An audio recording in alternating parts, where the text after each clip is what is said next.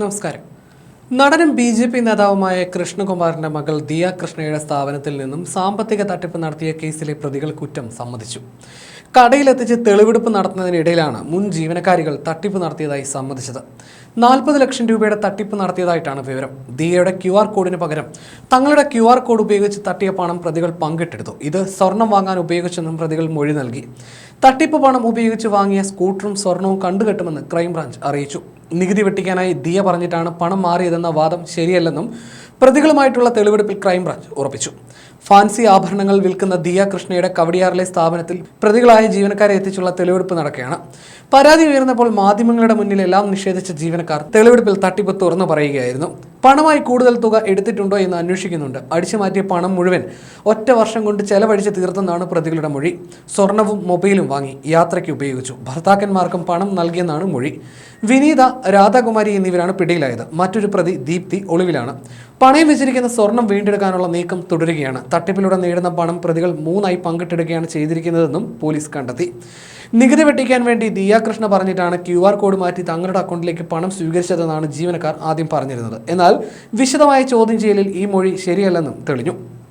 ദിയയുടെ ഉടമസ്ഥതയിലുള്ള OBOC എന്ന സ്ഥാപനത്തിലെ മുൻ ജീവനക്കാരാണ് പ്രതികൾ. കേസ് രജിസ്റ്റർ ചെയ്തതിന് പിന്നാലെ ഒളിവിൽ പോയ ജീവനക്കാരിൽ 2 പേർ ഓഗസ്റ്റ് 1-ാം തീയതി ക്രൈംബ്രാഞ്ച് ഓഫീസിലെത്തി കീഴടങ്ങിയിരുന്നു. ദിയയുടെ കടയിൽ നിന്നും ജീവനക്കാരികൾ പണം തട്ടുന്നതിന് തെളിവുണ്ടെന്ന് പോലീസ് കഴിഞ്ഞ ദിവസം കോടതിയെ അറിയിച്ചിരുന്നു.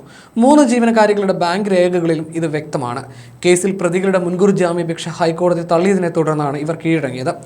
സാമ്പത്തിക തട്ടിപ്പിന് ക്രൈംബ്രാഞ്ച് രജിസ്റ്റർ ചെയ്ത കേസിൽ പ്രതികളായ മുൻ ജീവനക്കാർ വിനീത, രാധ എന്നിവരുടെ മുൻകൂർ ജാമ്യാപേക്ഷയാണ് ജസ്റ്റിസ് ബെച്ചു കുര്യൻ തോമസ് തള്ളിയത്.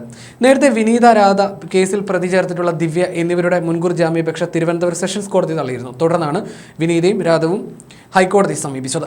ആഭരണങ്ങൾ വാങ്ങുന്നവരിൽ നിന്നും പണം വാങ്ങാൻ QR കോഡ് മാറ്റി പല സമയങ്ങളിലായി വലിയ തുക തട്ടിയെടുത്തുവെന്നായിരുന്നു കൃഷ്ണകുമാറും മകളും മ്യൂസിയം പോലീസ് സ്റ്റേഷനിൽ പരാതി നൽകിയത്. പിന്നാലെ കൃഷ്ണകുമാറും മറ്റുള്ളവരും ചേർന്ന് തങ്ങളെ തട്ടിക്കൊണ്ടുപോയി പണം തട്ടിയെടുത്തുവെന്ന് ആരോപിച്ചായിരുന്നു ജീവനക്കാർ രംഗത്ത് വന്നത്. വിഷയം വലിയ വിവാദമായതോടെ കേസ് ക്രൈംബ്രാഞ്ച് ഏറ്റെടുക്കുകയായിരുന്നു. എന്നാൽ ദിയയുടെ കടയിൽ നിന്നും ജീവനക്കാരികൾ പണം തട്ടിയെടുത്തതിന് തെളിവുണ്ടെന്നാണ് സെഷൻസ് കോടതി കേസ് പരിഗണിച്ചപ്പോൾ പോലീസ് അറിയിച്ചത്.